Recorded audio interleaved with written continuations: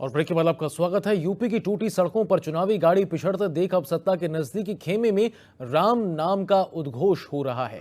राम के जप से पहले भी कड़ी चुनौतियों का मुकाबला अपने पक्ष में किया गया है और अब भी चुनाव को धर्म युद्ध की संज्ञा देकर राम मंदिर निर्माण के सहारे सत्ता को नजदीक लाने का संकल्प लिया जा रहा है।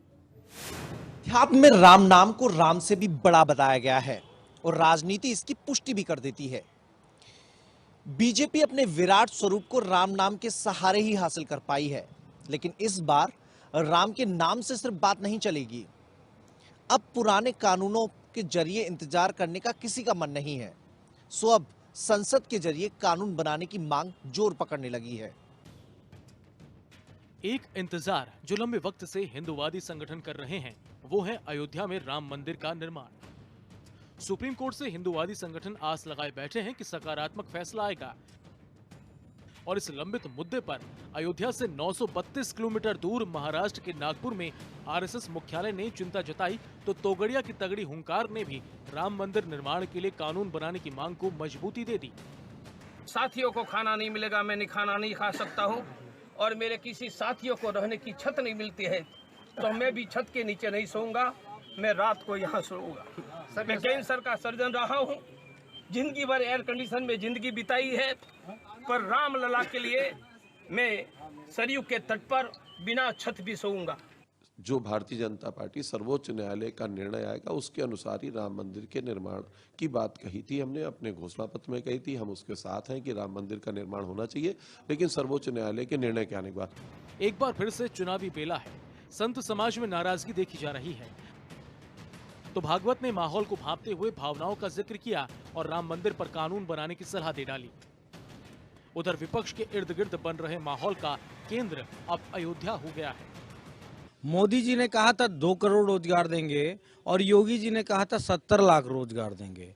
तो 2 करोड़ 70 लाख में जितना 70 लाख तो यूपी का है, 2 करोड़ में जितना यूपी का आ जाए, लगभग मैं 30 लाख ही मान लूं तो लगभग 1 करोड़ रोजगार उत्तर प्रदेश का जो बेरोजगार है वो इंतजार में बैठा है और 15 लाख रुपए का भी इंतजार कर रहा है। पूर्वांचल एक्सप्रेस वे का भी इंतजार कर रहा है और जितना हमारी महिलाएं जो हैं वो महिला पेंशन का इंतजार कर रही हैं। ये मंदिर वाला वादा किससे किया था वो जाके उनसे बताएं।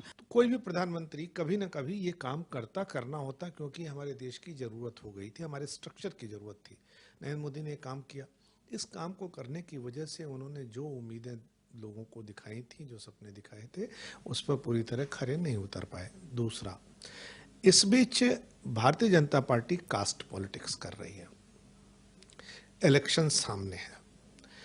कास्ट पॉलिटिक्स करने के बाद भारतीय जनता पार्टी को यह तो समझ में आ गया होगा कि कास्ट पॉलिटिक्स में उसके पास जो कुछ है उससे ज्यादा दूसरे पॉलिटिकल पार्टियों के पास भी है, क्योंकि मायावती और अखिलेश यादव ने उत्तर प्रदेश में ओबीसी के इलाकाई लीडर बड़े बड़े खड़े कर रखे हैं पहले से।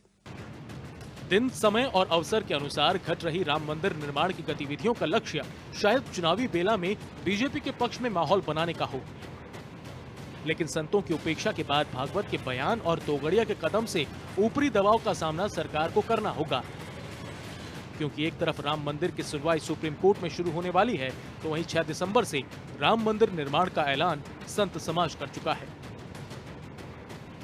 सरकार के बाहर रहकर दिए गए बयान और सरकार में रहकर दिए गए आश्वासन में बड़ा अंतर है। राम के नाम पर सियासत की जंग जीतने वालों से अब सवाल पूछा जा रहा है कि जब दिल्ली और यूपी हाथ में तो कब तक रहेंगे राम टाट में। वीडियो जर्नलिस्ट दीपक त्रिपाठी के साथ मनीष यादव, सूर्या समाचार, लखनऊ।